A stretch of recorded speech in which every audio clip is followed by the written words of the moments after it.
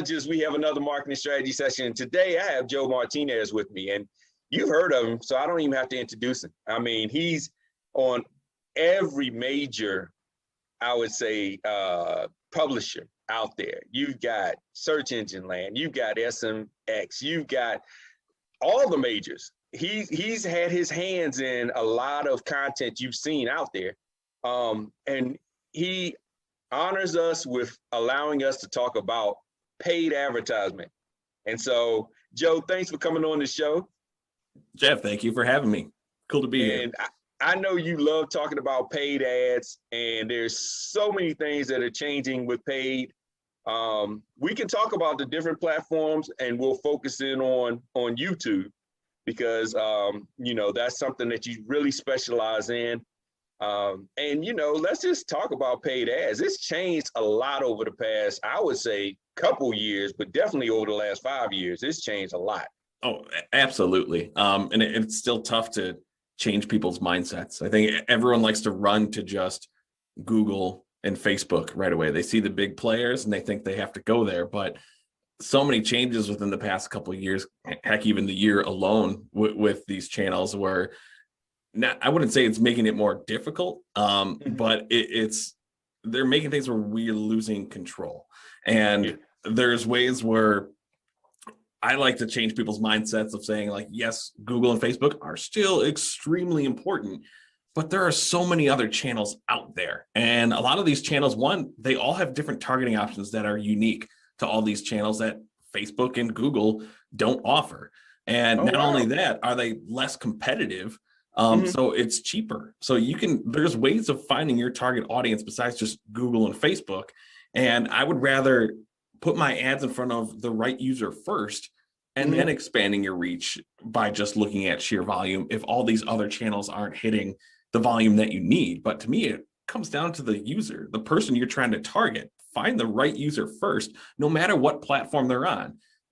Jeff, I'm pretty sure you visit more websites than just Google and Facebook, right? Oh, definitely. So like people don't go to just Google and Facebook, no matter how popular you are. So that's something where we need to change our minds of just being focused on one channel. Okay, that's real interesting, especially since everybody's teaching, let me show you how to get rich off Facebook. Let me show you how to get rich off Google. Yeah. So yeah, that's interesting with all these other channels. So you've got, like, I know Bing, or is it Microsoft Advertiser? I don't know what they call it nowadays. Yep. It's Microsoft Ads, but it's on the Bing search engine. So it's they changed it to have, just like Google. It used to be AdWords. They purposely changed it to Google so that brand name sticks. So Microsoft wants consistency. That's why they changed their name. Okay, yeah, because I was like, wait a minute, it's on Bing, but it's called this. And then even, what was the one that, Verizon. That one shocked me. The Verizon advertisement platform. Yep. Which isn't really on the Verizon phones. It's its own network. Yep. That's interesting. Yeah, native platform. And we can go through, another one of my favorites is Quora, the question and answer site. They have ads? Really? Yes, they do. And you could target specific questions. If you only want your ad on one question, you can do that. That's a perfect example of unique targeting options that each channel offers. We do Spotify ads for clients. So we'll target specific genres of, music playlist or podcast lists. So we can do that from there. TikTok has ads, and there's different ways that you can reach your users off of there. We've run ads on Snapchat, and they have specific, like, Nielsen demographic ratings that you can't get elsewhere. Oh, wow. Yeah, and we run ads on Twitter, and I can go for a long list of all the other native platforms, like the Tubulas and the Outbrains, those types of ones where you can see there's a lot of different ad platforms. We've done ads on, I mentioned Spotify, right? So like Hulu, we started to do advertising for by genres of TV shows. If you can have a wider reach and have the good video content to use, you could see where you could target a variety of different people, but then find specific niches that will be better off depending on what brand you are, what your goals are. Well, how do you keep up with all that? I mean, how do you juggle all that? It's hard enough just trying to keep up with the big two. How do you, say, for instance, I remember Twitter. I was looking at Twitter. I said, Twitter might be nice. And then they used to have this thing where you would pay, I think it's $100 a month, and it was just like one flat fee for the Yeah. whole month or something. But then they did away with it, and it was like, is Twitter really working or not? I mean, how do you keep up with it? Because everybody is so different, and it's hard to kind of dig in and go down a rabbit hole and then find out, well, this might not be for me. Yeah.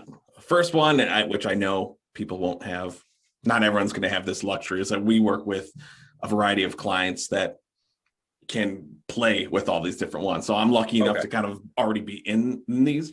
But even if I'm not, like currently right now, I'm not doing any Apple search ads. So anyone who runs apps on iOS devices, they have their own ad platform. So they have an official blog. Pretty much every ad channel out there has an official blog, and I have all of them bookmarked. And the more popular ones that I use often, I'm checking at least once a week. And then the other ones, like the Apple search ads or anything, I'm finding like once a month. I'm sneaking back. Has anything new happened? No. Okay. And then I'll check back frequently. But besides that, and I think Twitter, there's a big paid ads community on Twitter that we follow with hashtags. I think the most popular one is hashtag PPC chat, all one word.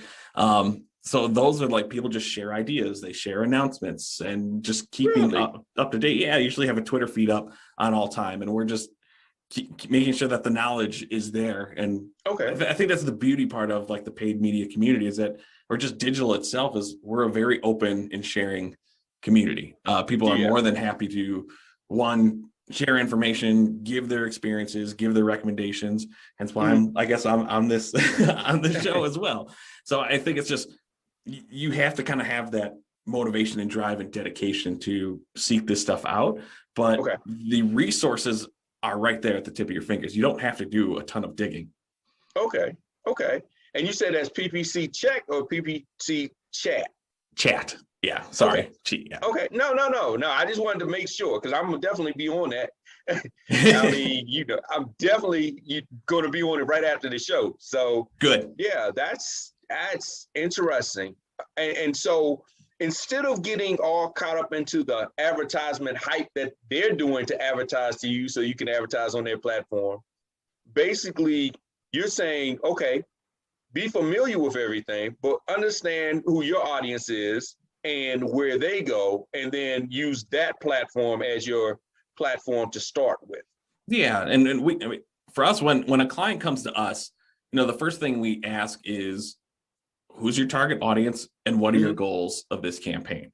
I've worked with a lot of B2B lead gen type clients, and that one will typically run to LinkedIn first, just with all the professional demographics and all the unique targeting options there. So I know, depending on what type of client is, if they're going to LinkedIn, I'm going to immediately dive into my favorite targeting options on that channel and then provide that to the client. However, since Microsoft owns LinkedIn, there is some LinkedIn targeting options within Microsoft ads.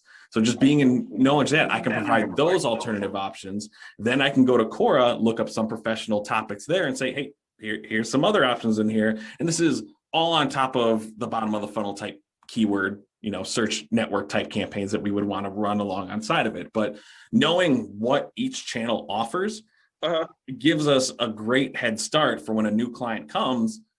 We know which channels to run to and research first to be able to provide that information back to the client. Wow. And you see, I'm trying to type it in. I don't know if I can even find it quick enough, but that was a mind blow right there. So I'm like trying to find a little, because, especially in Quora, I did not know that you could advertise on those questions. I mean, that used to be the strength that LinkedIn had with the Q&A with LinkedIn, and then they took it away. Yeah. I mean, that used to be so powerful when you're dealing with consultation and you're dealing with the business services.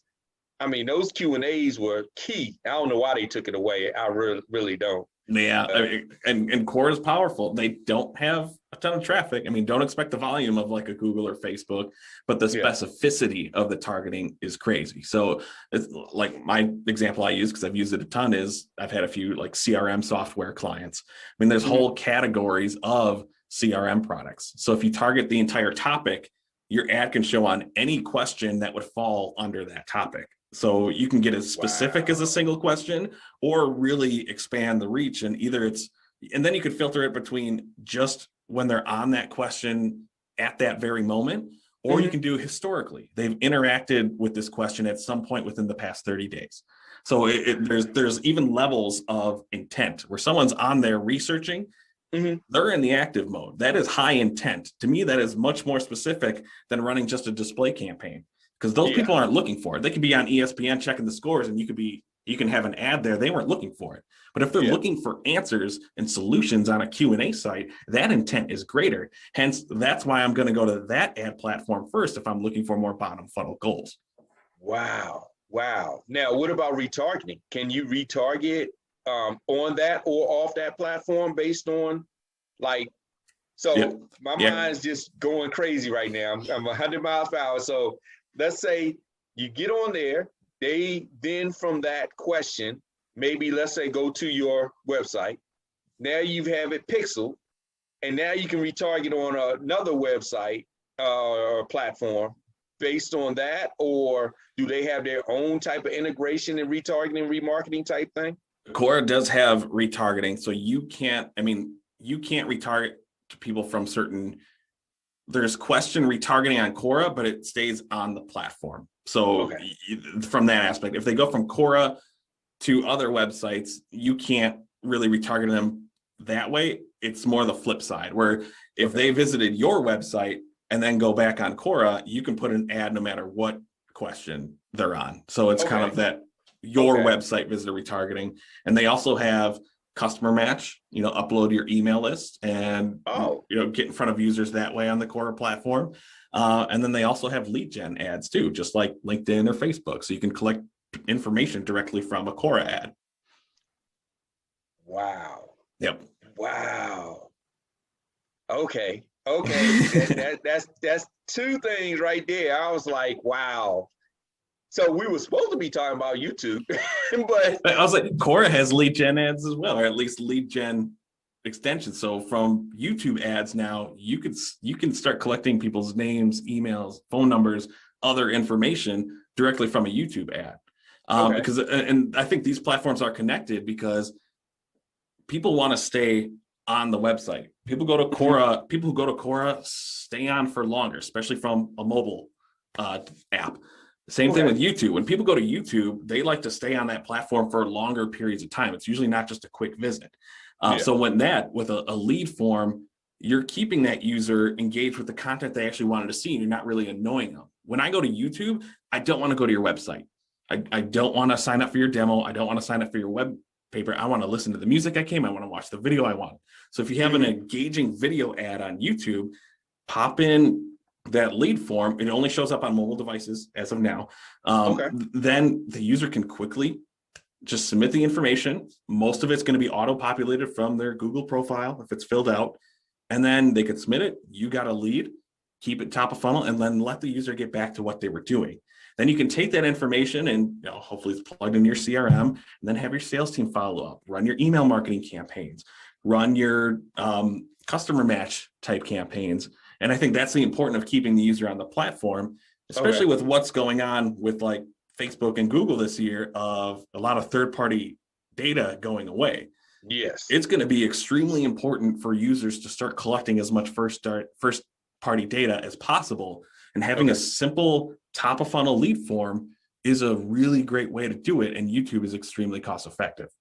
Okay. Now with that though, so you are now depending on your standings with that platform. How do you recommend best practice wise of exporting your leads and so forth? So for instance, I was on one platform that I will remain nameless, that basically the account was frozen. And so when the account was frozen due to their payment source needed to be updated, they could not export their leads. So now their leads are stuck on this platform versus if they had it in their own, email list or their own CRM. So do you have like a schedule to say, okay, every day at this time I export, or maybe integrated with the Zapier or something, and Yep. just have it. You said it. Pretty much all my clients use Zapier. Okay. It's just the easiest way to do it. Yeah, it's one of those things where like, yeah, I'm not your sales team. When people hire me, I'm here to do your ads. I'm not your sales team. If your sales team wants to work, they can go and export them themselves. That's my hot opinion. It's like, but Zapier is the easiest one to go in and just start feed them back. And to me, if you're doing any lead gen and you don't have a CRM, to me, that's kind of crazy because there are a lot of affordable options out there, even for small businesses. So I think you need a CRM. You need to start understanding who is filling out the forms, because there's so many times where we can run lead gen campaigns on any platform and it'll perform very well. We'll get a ton of leads, but we've had clients that don't have a CRM where they can't tell us the quality of them. Are they actually becoming long-term customers? And that is extremely important. To me, you can't do any decent marketing unless you know how many of these are actually turning into money in business. Yeah, that makes a lot of sense, because they might have just clicked it because your ad was funny, or, and a whole lot of different things. And every lead form on all these channels, they'll have the autofill fields. They'll pull the name and the email from the user's profile. And if it's already there and they have to click one button, they might not really want it. You're not really making them work hard for it. It all could be accidental. So it's really having that qualifiers of finding out if they're a legit good fit for what you're trying to sell. Okay. Now, with the lead forms, I know on like Facebook, sometimes it can be a little more costly once you go that route. Have you found that, with your clients and testing, or found, certain type of lead forms or the way they get to the lead form is more efficient than another way? Because I know sometimes they can, depending on your industry. Now, certain type lead forms, they were great, but some industries, they were kind of pricey to do the lead forms.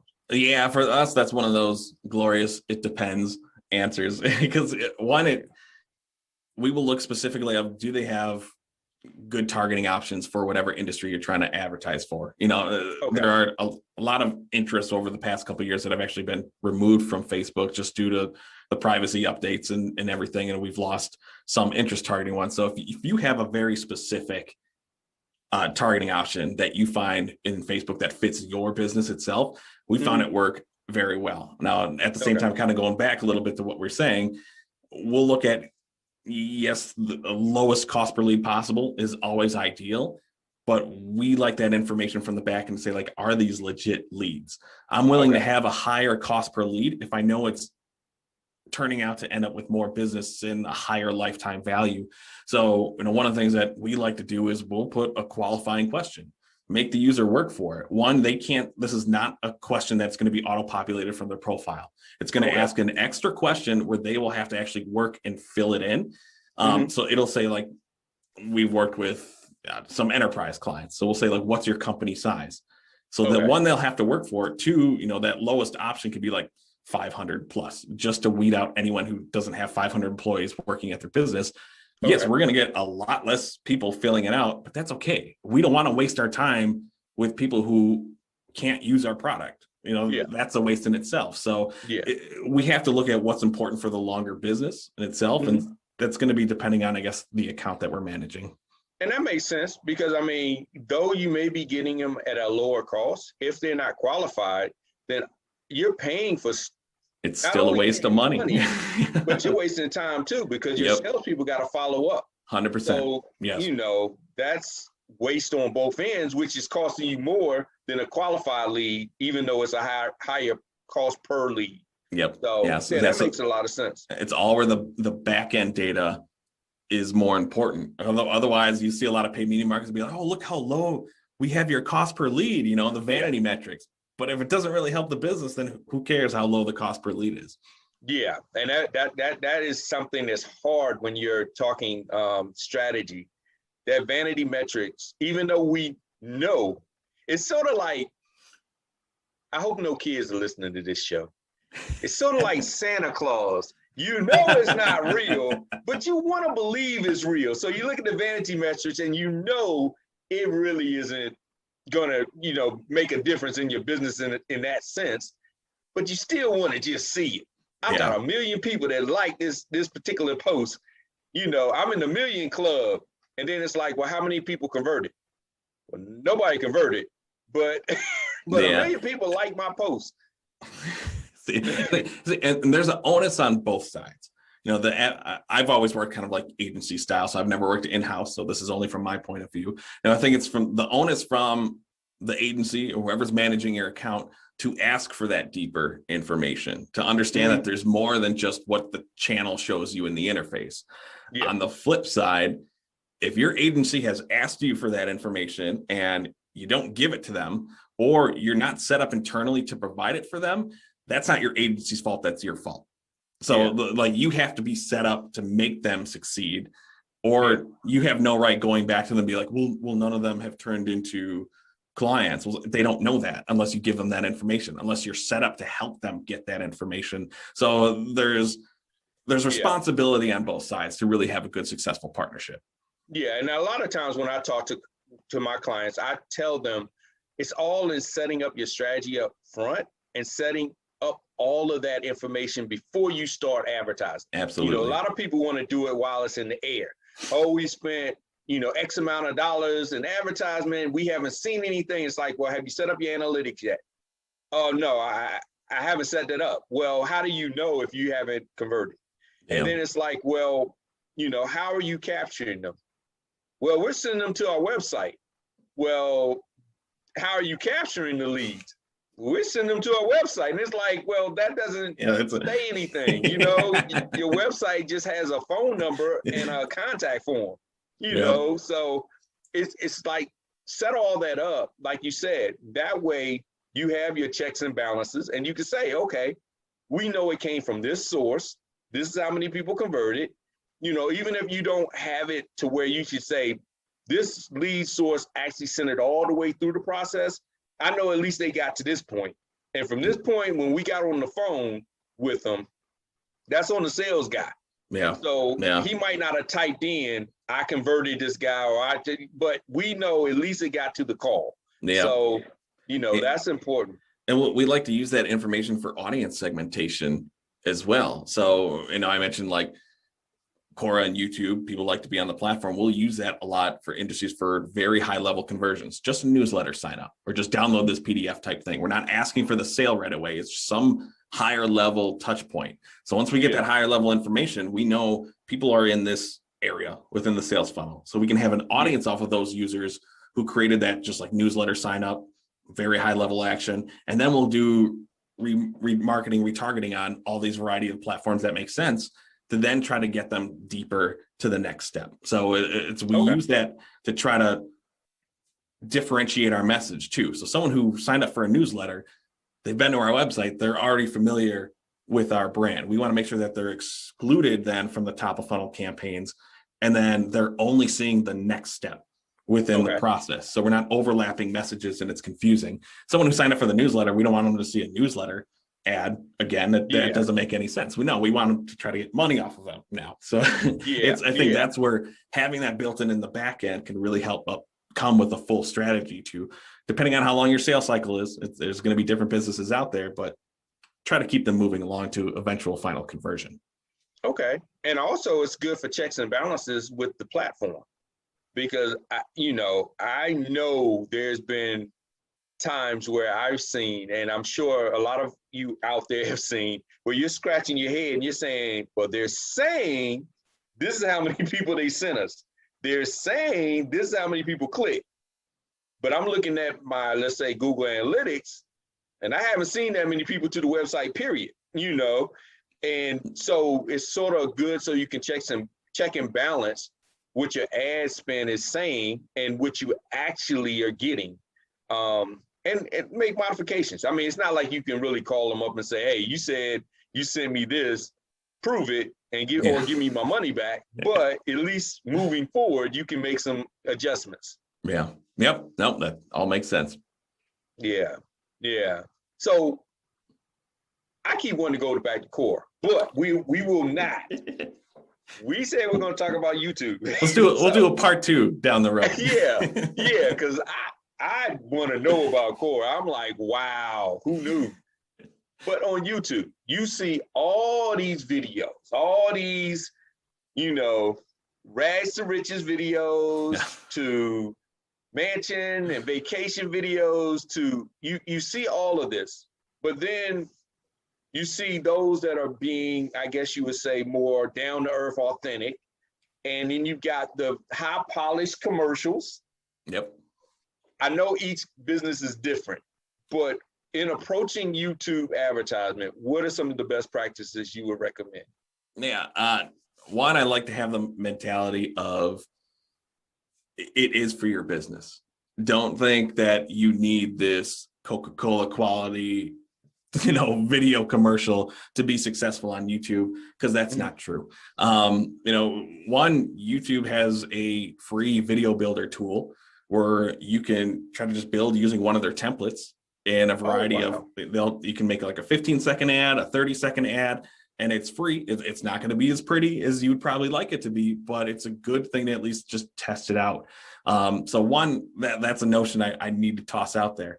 Some of the best practices I do is try to come up with video options. Once you have some sort of video in place, my phone's kind of connected right now, but we all have high quality cameras in our pockets at all time. Right? You can do some sort of recording, and then cheap software. Like for my partner and I at our YouTube channel, we use Camtasia to edit it. So it's like we only paid a couple $100 for a lifetime subscription. And then even if you only can afford one decent video, see how if you can edit it in a variety of different ways to test out different creatives to see what's going to engage users the most. Because I personally say I have a very short attention span. I hate seeing the same commercial like 2-3 times in the same day. Please don't think that you can create one video and run a 6-month campaign. You're going to annoy a lot of users seeing the same video over and over again. You have to switch it up. But then if you're doing the in-stream ads, which are the ones that can appear before, during, the middle, or potentially at the end of the video that you're actually watching, you see most of them you can skip around the 5-6 second mark. So from an advertiser's perspective, we want to test out a variety of different video creative to get that user to not skip. You have 5-6 seconds to hook that user in to eventually we want them to keep watching. And there's 2 reasons why we want to do that. Is there's like an unofficial quality score with video ads. The longer that user watches your ad, the less you'll actually pay for your ad, if you have to pay for it at all. And then the second reason is, one, there'll be call to action extensions on the ad itself. So if the user's watching it, there can be a little pop-up saying, click here, and then that could drive more traffic to the website. Now, it'll always appear on the side, but if we can get it on the video where the user's eyes are, the longer we can have them watch the video ad, the more likely we can get more traffic coming to the website. And then one thing I said too is, like, if you have to pay for it, is if you're running those in-stream ads, like the pre-roll or mid-roll type ads, you only pay for that ad if the user watches at least 30 seconds, or if the video is under 30 seconds that they watch the whole thing. And that's in the skippable format. So it's a huge opportunity for you to get a ton of free brand awareness and potentially not have to really pay for those video views. But if they do click on any of your extensions going to your website, that will count as a view, and you'll be charged, but you'll be only charged once. It's whichever action happens first. Okay. So if they click more than one time, they see your ad and they click a few times, every time it comes up, then it only charges once. So that keeps your competitor from basically running you up. Yeah. And if they click on your brand name while watching the ad, go to your YouTube channel, you'll be charged for that click. But if they go and start watching other videos, they like your channel, they subscribe to your channel, they add your video to a playlist, you do not pay for any of those additional actions. Those are all called earned metrics, and we can watch those stats not only in your YouTube analytics and YouTube Studio, but also Google Ads has specific columns for these when you're watching your video campaigns to see if people are engaging beyond the video ad to get a true sense of the worth. Because you can't go into YouTube being like, it's going to convert just as well as my search ads. It won't. That's not the purpose. Again, people don't go to YouTube to sign up for your demo, to buy a t-shirt, whatever. So this is a great way for building awareness, but we can see in a lot of the metrics how YouTube has had an impact on that user's journey to eventual conversion. Okay. Okay. So that, that's very interesting, because you're saying, okay, you can make it basically to where they can get aware of your brand. You can get it to where if you do it correctly, your cost is very low, and in some cases it doesn't cost you anything. Yep. And you can now build pretty much a community, build a tribe around it based on it. Okay. Yeah. And then YouTube's a platform. Like I said, every channel has unique targeting options. YouTube is one of them. But I think one of the more popular ones is hand selecting. If not every channel allows advertising, so this, may not work all the time, but, there's a good chunk where you can just search specific YouTube channels or YouTube videos where you want your ads to be placed. So if I did a lot of, so I could say, I know my clients' audiences is huge in the tech industry. Well, maybe I want all my ads on like the CNET website, or any sort of other tech websites. Like, you can most likely do that. A big thing within YouTube, which is great, is custom audiences, is collecting very specific groups of keywords. But since it's a Google property, these are like broad match related search queries that people have typed in on google.com in the past. So you're pretty much doing like search engine history marketing with YouTube ads. So like one idea we like to do is just take all of our competitors' names.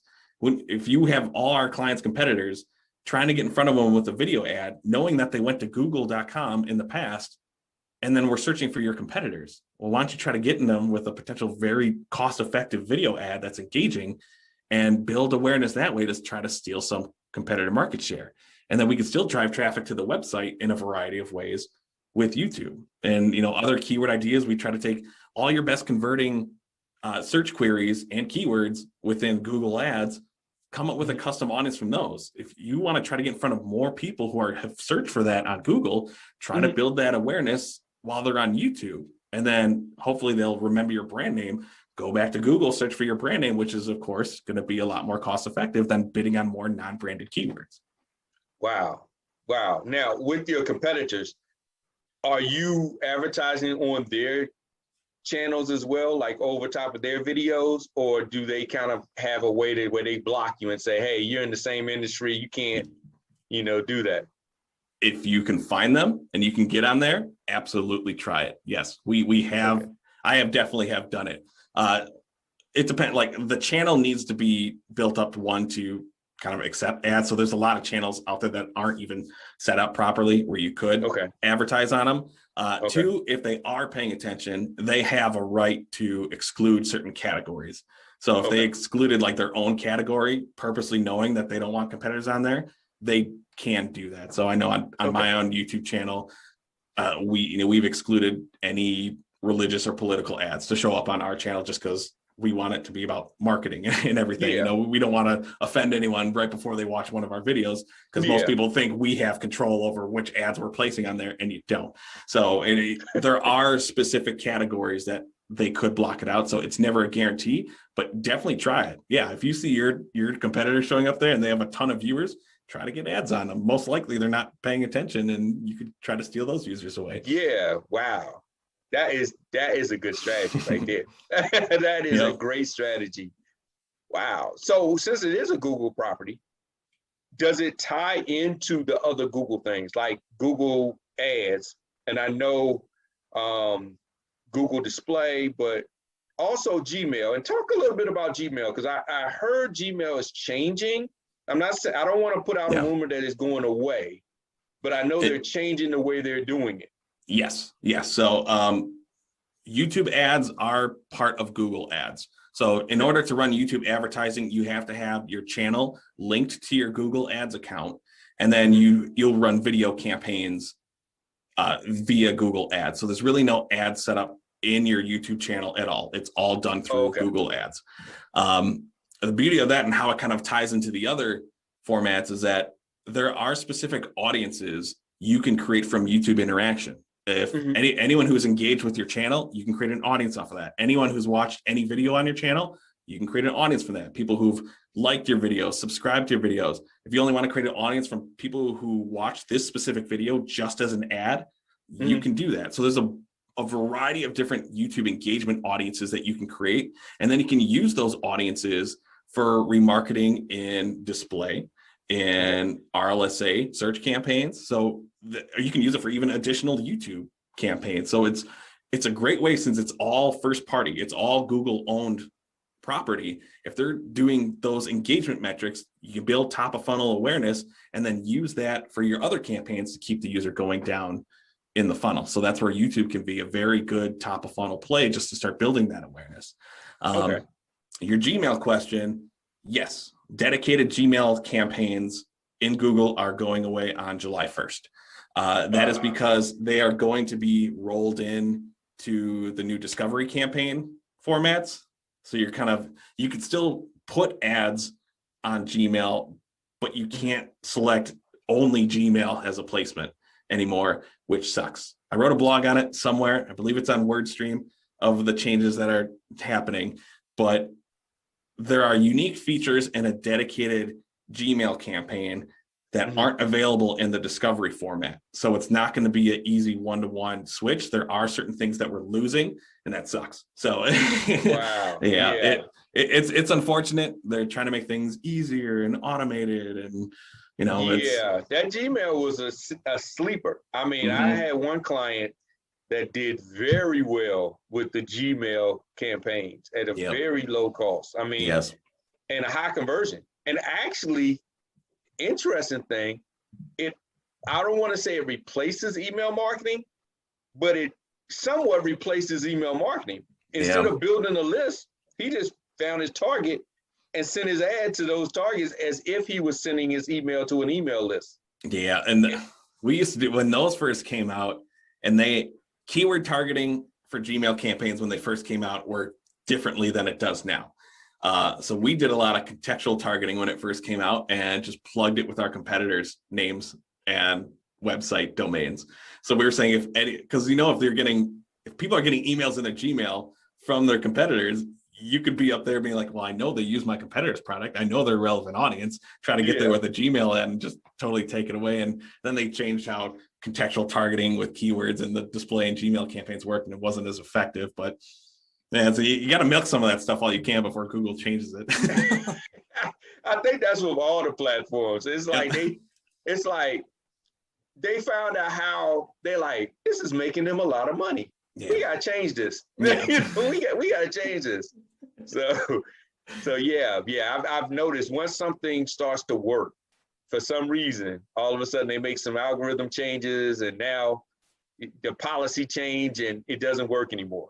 Yeah, and I think that's what's so frustrating, especially with the big players. Yeah. Gmail ads too. YouTube is another one where you could use the life events targeting option in Google.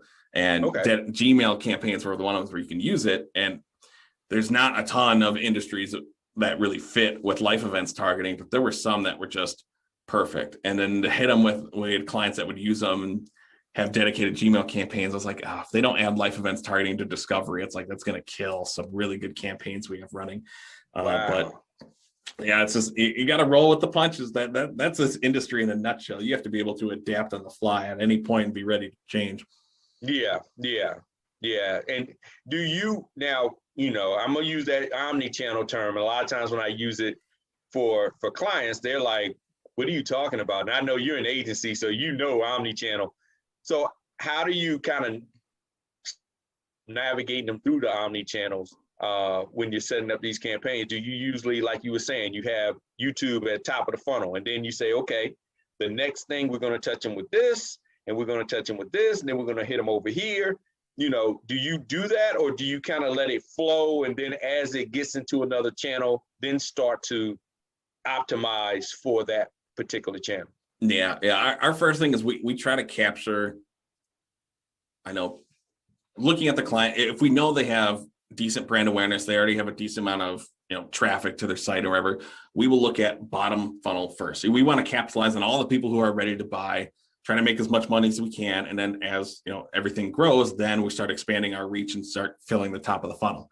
To be clear, we always want to have some sort of top of funnel campaign so we don't start losing at any point. We want to make sure that there's something coming in at all times.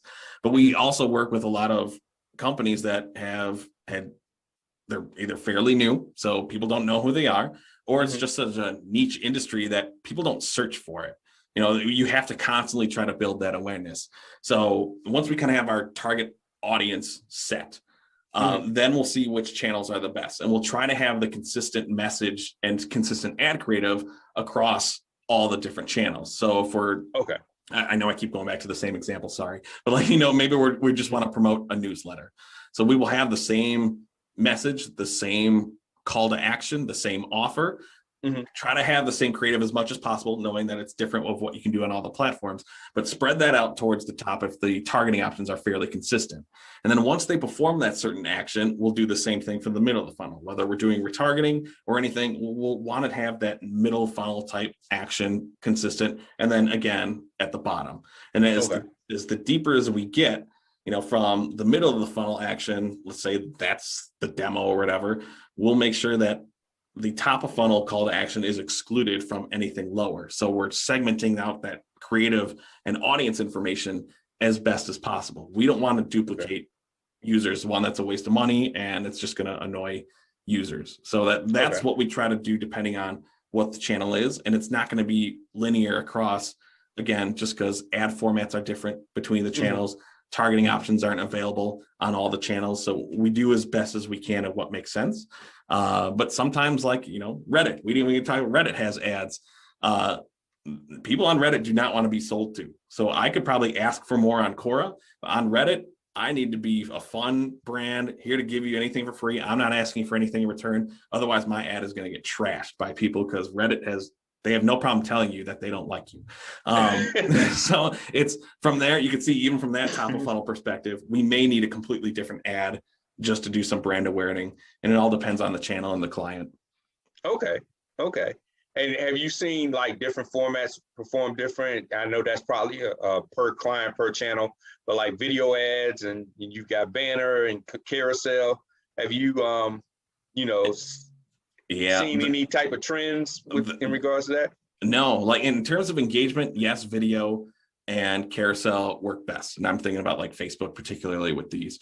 However, sometimes we've seen when people engage with it more, the ads are more expensive because they are capturing more eyeballs. They are getting more engagement, but it doesn't mean we're always capturing the right user or the people that we want. So it's one of those things where we just have to test it out. I have one client right now where, the carousel ads perform the best in terms of quality, but a single image ad has been the most cost effective just because it does get less engagement. It's a little bit more boring. We're getting more quantity wise, but the quality isn't as good as the carousel. And that's not going to be the same for every single client. It's just something where we're constantly swapping out ads, you know, getting rid of the lower performing ones, testing out different ones to try to, like I say, climb the ladder one run at a time to improve those messages. But it's been fairly all over the board across the channels. Okay. And when you're testing, you're doing sort of like a handful, let's say 3 ads, then pull out the best performing, and then, test against, let's say 2 more ads and just keep on going that way. Yeah. We'll typically have 3 to 4 at a time if the volume is there. Sometimes we'll run more if the client can just pull it. If they have a bigger budget, we can get a lot more going at the same time. But yeah, initially, if I'm setting up like a brand new ad set, I want, let's say if I'm starting with 3 ads, I want those 3 ads to be completely different creatives, different headlines, different messages, potentially different landing pages if it makes sense. And just to see which one is performing well. Like, give me a clear distinction of which type of content these users like. Because if they're all pretty much the same and all you're doing is like on Facebook, 3 ads and only the headline is different, how do you really know what's going to make the biggest impact? Wow. It's kind of a fluke. So I want it to be completely different to get some sort of baseline of, okay, they liked the humor creative the best and the other 2 were performing like junk. Okay, so now I'm going to potentially have 3 different humor creatives and then switch up my message or my offer and just see if that moves the needle a little bit more. And that's the beauty of testing. You're not going to get it right all the time, but you have to at least try something new. and you Yeah. can't just run the same ad forever. So it's just test. That's a great perspective, because most people say, oh, well, you're doing A/B testing. They need to be the same thing. Just change one little thing in it, and keep testing. But that's a great perspective, because how do you know really what to start with if you're testing a terrible ad with just a headline There change? you go. Yes, that is perfectly said. It could be, Yeah. and it doesn't mean that you're doing anything wrong. You just may have misinterpreted a little bit of what your audience is, and you just have to just try something new. So just try something new from the get-go, every single ad, and then you could have a better kickstart to what you actually want to grow upon. Okay. Wow. So everybody, Joe's giving up a lot, and I'm gonna keep talking to him, but I'm gonna be very cognizant of your time. So thank you, Joe, so much, because I have so many more questions, and I can go on and on about the different platforms, but you've given a lot to think about. Good. I would say the first thing to start with your audience. That was the first thing Joe said. Start with your audience. Make sure you understand your audience first. When you test your ads, test everything to figure out what is going to work, but test a wide variety and then narrow down. Make sure you have a good top of the funnel, but then have a middle of the funnel that segments out those that you don't want to repeat the same type of ads for in the middle of the funnel. And your bottom of the funnel needs to be the one that you focus on, because you want to see what's converting. You just want to see what works. And then figure out what platform works for you, because there's several platforms out there, which I need to figure. Joe's going to pass over that list of all the list of bookmarks. But yes, there are several different options, and a lot of them I didn't even know were out there. That is amazing with Quora. I didn't even know. And then figure out how each platform works, because they all work different. Absolutely. So, that's major. This is a major interview right here. Wow. I still can't find that mind-blowing thing, but I didn't want everybody to see me trying to tinker around. Maybe I'll do it in post-production. I'm like, wow. That's good. So Joe, if anybody is wanting to, reach out to you, how can they reach out to you? I know that you work with, some major players, but, if anybody's wanting to reach out, beyond the PPC chat, which I'll be on, how can they find you?